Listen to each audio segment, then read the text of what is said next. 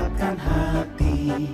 Negeri ini memanggilmu kawan, belajar bergerak berbagi untuk negeri. Guru penggerak majukan pendidikan, guru penggerak menghamba pada murid kreatif. Bismillahirrahmanirrahim. Assalamualaikum warahmatullahi wabarakatuh. Waalaikumsalam warahmatullahi wabarakatuh. Alhamdulillahirabbil alamin. Wassalatu wassalamu ala asyrofil anbiya'i wal mursalin. Sayyidina Muhammadin wa ala alihi wa sahbihi ajmain. Yang terhormat Ibu Bapak sekalian, yang saya hormati Bapak dan Ibu staf dan guru beserta staf bersama. Puji syukur marilah kita panjatkan kehadirat Allah Subhanahu wa taala, karena hanya dengan izin dan kuasa-Nya lah kita bisa hadir di tempat ini dalam keadaan sehat walafiat. Salawat serta salam kita haturkan kepada baginda dan Nabi Muhammad sallallahu alaihi wasallam beserta keluarga, sahabat dan hadirin. Semoga curhat kita sampai kepada kita semua yang tetap istiqomah mengikuti pesanan sampai saat ini. Amin ya rabbal alamin. Baik Bapak Ibu, pada hari ini saya mengundang Bapak Ibu untuk hadir di tempat ini dalam rangka untuk mensosialisasikan materi yang saya terima dari kegiatan guru penggerak, yakni saya sebagai calon guru penggerak, yang mana di sekolah ini kami terdiri dari 3 orang guru penggerak. 2 rekan saya kemarin sudah melaksanakan sosialisasi budaya positif, dan alhamdulillah pada hari ini saya berkesempatan untuk memberikan sosialisasi juga kepada Bapak Ibu, dan apresiasi yang setinggi-tingginya saya sampaikan kepada Ibu. Terima kasih atas kehadirannya untuk bisa hadir di tempat ini. Langsung saja saya sampaikan apa yang menjadi kepentingan saya hadir di depan Ibu pada saat ini, yakni ingin menyampaikan apa sebenarnya itu tentang budaya positif seperti yang kami terima di kegiatan guru penggerak. Jadi di sini saya sudah membuat sebuah PPT mengenai tentang budaya positif. Bapak Ibu bisa melihat di layar, budaya positif di sekolah ialah nilai-nilai, keyakinan-keyakinan dan kebiasaan-kebiasaan di sekolah yang berpihak pada murid dapat berkembang menjadi pribadi yang kritis, penuh hormat dan tanggung jawab.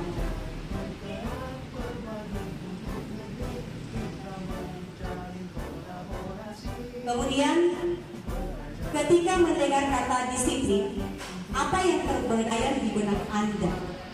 Apa yang terlintas di pikiran Anda? Kebanyakan orang akan menghubungkan kata disiplin dengan tertib, teratur, dan kepatuhan pada peraturan.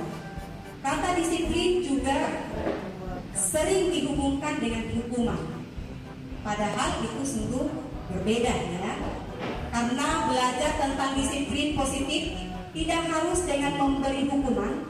Justru itu adalah salah satu alternatif terakhir, dan kalau perlu tidak digunakan sama sekali. Dalam budaya kita, kata disiplin dimaknai menjadi sesuatu yang dilakukan seseorang pada orang lain untuk mendapatkan kepatuhan. Kita cenderung menghubungkan kata disiplin dengan ketidaknyamanan. Arti disiplin dan 3 motivasi perilaku manusia. Disiplin berasal dari bahasa Latin disciplina, yang artinya belajar makna. Asal kata ini berkonotasi dengan disiplin dari murid-murid Sokrates dan Plato. Disiplin diri membuat orang menggali potensinya menuju sebuah tujuan yang diharapkan. Dalam budaya kita, maka kata disiplin telah berubah menjadi sesuatu yang dilakukan seseorang pada orang lain untuk mendapatkan kepatuhan. Kecenderungan umum adalah menghubungkan kata disiplin dengan ketidaknyamanan, bukan apa yang kita hargai atau pencapaian suatu tujuan.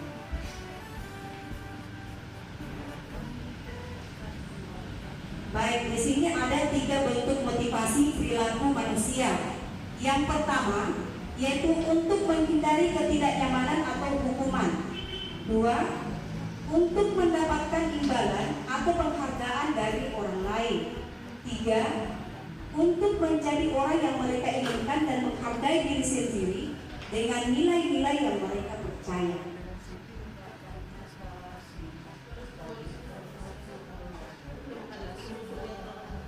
Untuk menghindari ketidaknyamanan atau hukuman, ini adalah tingkat terendah dari motivasi perilaku manusia. Biasanya, orang yang motivasi perilakunya untuk menghindari hukuman atau ketidaknyamanan akan bertanya, apa yang akan terjadi apabila saya tidak melakukannya? Sebenarnya mereka sedang menghindari permasalahan yang mungkin muncul dan berpengaruh pada mereka secara fisik, psikologis, maupun tidak terpenuhinya kebutuhan mereka bila mereka melakukan tindakan tersebut.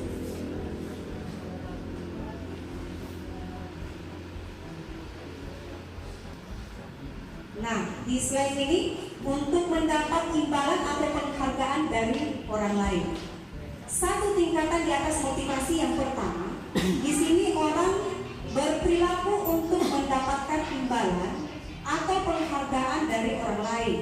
Orang dengan motivasi ini akan bertanya, apa yang akan saya dapatkan apabila saya melakukan? Mereka melakukan sebuah tindakan untuk mendapatkan pujian dari orang lain yang menurut mereka penting dan mereka letakkan dalam dunia berkualitas mereka.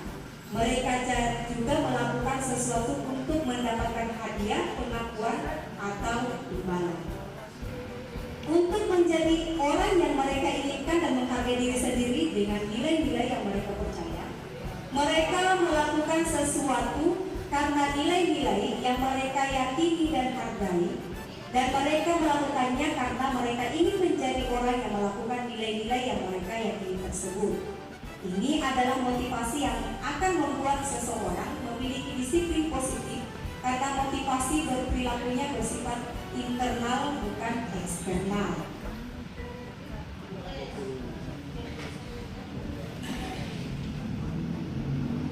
Berikutnya yaitu keyakinan keras.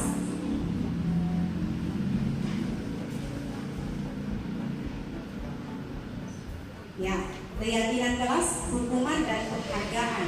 Kalau kemarin Bapak Ibu kata keyakinan ini sama dengan tata tertib sekolah atau tata tertib kelas, atau boleh dikatakan kesepakatan sekolah dan kesepakatan kelas. Namun bahasanya sekarang sudah dirubah menjadi keyakinan kelas.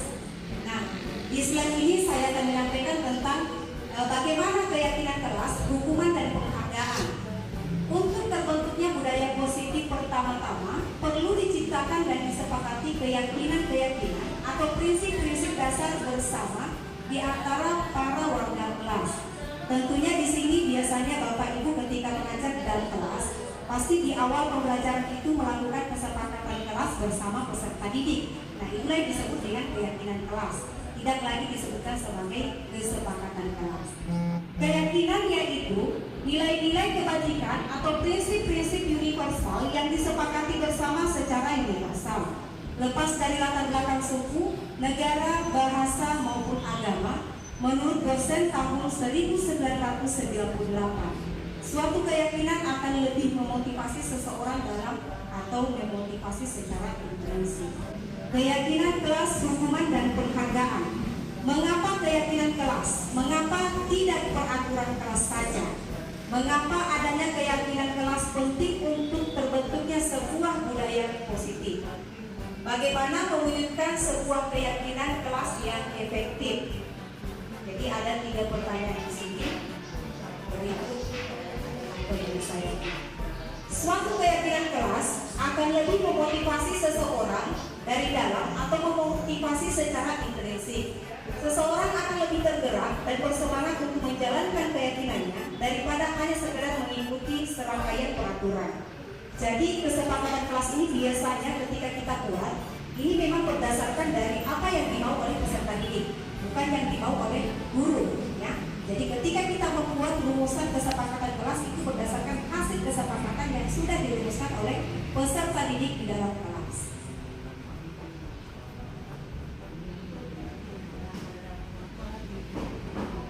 Berikut yaitu pengaruh jangka pendek dan jangka panjang.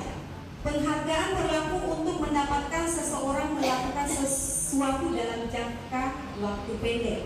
Jika kita menggunakan penghargaan lagi dan lagi, maka orang tersebut akan bergantung pada penghargaan yang diberikan, serta kehilangan motivasi dari dalam.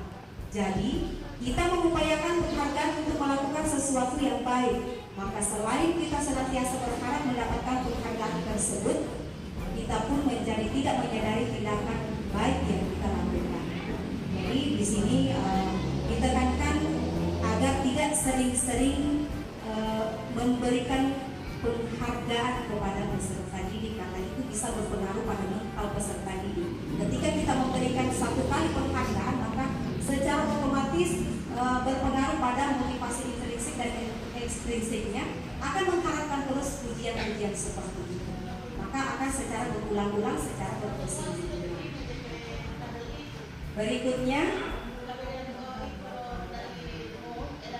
hukuman bersifat tidak terencana atau tiba-tiba.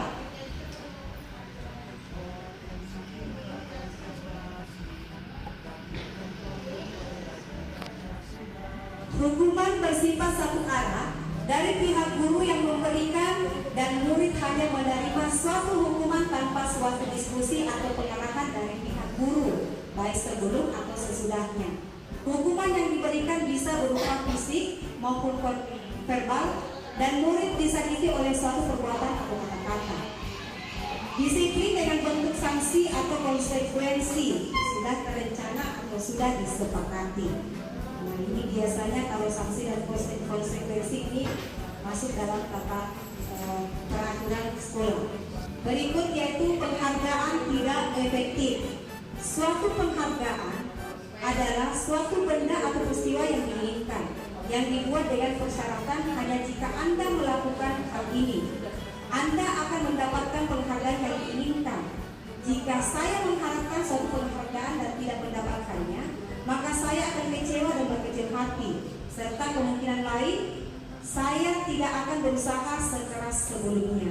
Jika kita memberikan seseorang suatu penghargaan untuk melakukan sesuatu, maka kita harus terus-menerus memberikan penghargaan itu. Jika kita ingin orang tersebut meneruskan perilaku yang kita inginkan. Jadi yang seperti ini dikatakan penghargaan tidak efektif. Berikut penghargaan merusak hubungan. Ketika seseorang diberi penghargaan atau dipuji di depan orang banyak, maka yang lain akan merasa iri, dan sebagian dari mereka akan tidak menyukai orang yang diberikan penghargaan tersebut. Jika seseorang guru sering memberikan penghargaan kepada murid-muridnya, besar kemungkinan murid-muridnya termotivasi hanya untuk menyenangkan gurunya. Mereka tidak akan bersikap jujur kepada guru tersebut. Penghargaan menciptakan persaingan di dalam kelas, dan persaingan menciptakan kecemasan. Mereka percaya bahwa tidak memiliki kesempatan untuk mendapatkan penghargaan, akan berhenti mencoba.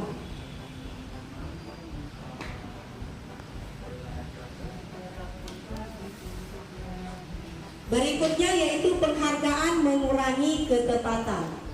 Anak-anak diminta mengingat kata-kata tertentu, kemudian mereka diminta mengambil kartu yang berisi kata-kata yang diingat tersebut setiap kali muncul.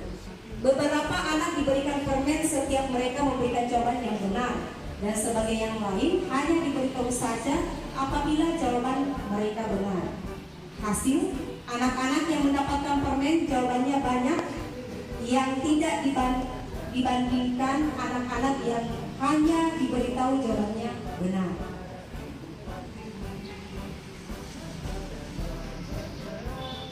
Berikutnya yaitu penghargaan menghukum. Penghargaan menghukum mereka yang tidak mendapatkan penghargaan, misalnya dalam sistem ranking. Mereka yang mendapatkan ranking kedua akan merasa dihukum. Penghargaan hukuman adalah hal yang sama karena keduanya mencoba mengendalikan perilaku seseorang. Karena orang pada dasarnya tidak suka dikendalikan dalam jangka waktu lama, penghargaan akan terlihat sebagai hukuman. Jika suatu penghargaan diharapkan, namun Anda tidak mendapatkannya, Anda akan merasa dihukum.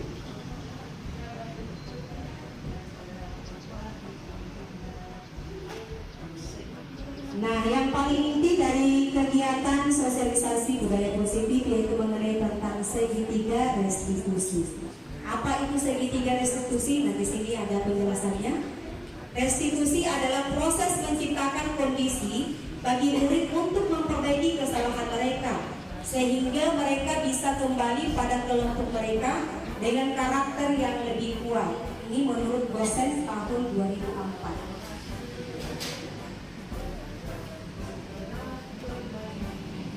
Nah, kalau Bapak Ibu mau melihat bagaimana itu bentuk segitiga restitusi, di sini saya tampilkan bentuknya. Di sini ada 3 lekukan segitiga. Yang pertama yaitu validasi tindakan yang salah. Jadi validasi tindakan yang salah ini apa yang harus dilakukan di situ? Kamu tentu punya alasan mengapa melakukan itu. Jadi ketika peserta didik melakukan satu kesalahan, bukan kita langsung menghukum, tetapi kita lebih pada memberi pertanyaan dulu kepada peserta didik tersebut. Apa alasannya sampai mereka melakukan hal yang demikian? Misalkan peserta didik terlambat, harus kita tanya dulu, kamu terlambatnya kenapa? Jangan langsung diberikan hukuman begitu saja. Kemudian yang kedua, yaitu menanyakan keyakinan. Nah, di awal tadi sudah disampaikan bahwa keyakinan ini sama dengan kesepakatan sekolah atau kesepakatan kelas. Nah, kita mengingatkan kembali kepada peserta didik, misalkan yang terlambat tadi, apakah kamu meyakini keyakinan sekolah? Ataukah bertanya, apakah kamu meyakini keyakinan kelas? Setelah kita tanya, kemudian mereka bisa menjawab, berarti keyakinan kelas yang telah disepakati, dia masih mengingatkan. Cuma mungkin ada alasan-alasan tertentu sampai dia terlambat untuk mengikuti atau masuk di sekolah. Kemudian yang ketiga yaitu menstabilkan identitas. Nah, di sini menstabilkan identitas, kita menghindari berupa hukuman. Jadi di sini setiap orang pasti pernah melakukan kesalahan. Setiap orang melakukan kesalahan, kamu bukan satu-satunya yang pernah melakukan ini. Jadi kita memberikan keyakinan kepada peserta didik bahwa ketika mereka melakukan suatu kesalahan, kita memberikan motivasi, membangkitkan dia keluar dari masalah yang dia alami itu. Gitu. Jadi bukan hanya sekedar memberikan hukuman, ya. Oke, berikut.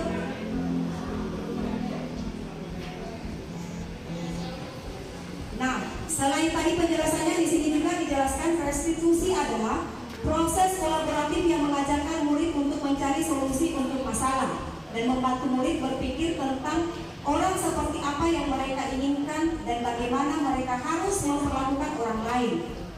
Restitusi membantu murid menjadi lebih memiliki tujuan, disiplin positif, dan memulihkan dirinya setelah berbuat salah. Penekanannya bukanlah pada bagaimana berperilaku untuk menyenangkan orang lain atau menghindari ketidaknyamanan, namun tujuannya adalah menjadi orang yang menghargai nilai-nilai kebajikan yang mereka percayai. Ciri-ciri restitusi. Yang pertama, restitusi bukanlah menebus kesalahan, namun untuk belajar dari kesalahan. Yang kedua, restitusi memperbaiki hubungan. Yang ketiga, restitusi adalah tawaran, bukan paksaan. 4, restitusi menuntut untuk melihat ke dalam diri. 5, restitusi mencari kebutuhan dasar yang mendasari tindakan. 6, restitusi diri adalah cara yang paling baik. 7, restitusi fokus pada karakter bukan tindakan. 8, restitusi menguatkan. 9, restitusi fokus pada solusi. 10, restitusi mengembalikan murid yang berbuat salah pada kelompoknya.